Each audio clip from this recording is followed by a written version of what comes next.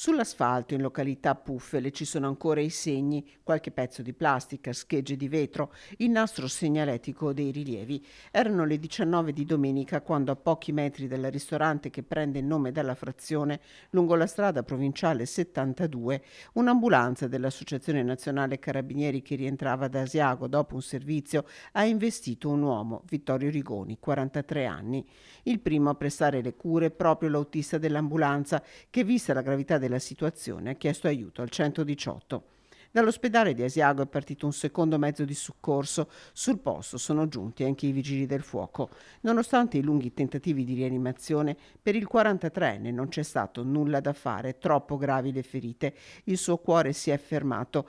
Vittorio Rigoni, residente ad Asiago, era molto conosciuto in tutto l'altopiano. Sull'incidente stanno indagando i carabinieri che sono al lavoro per ricostruire l'esatta dinamica di quello che è accaduto ieri sera.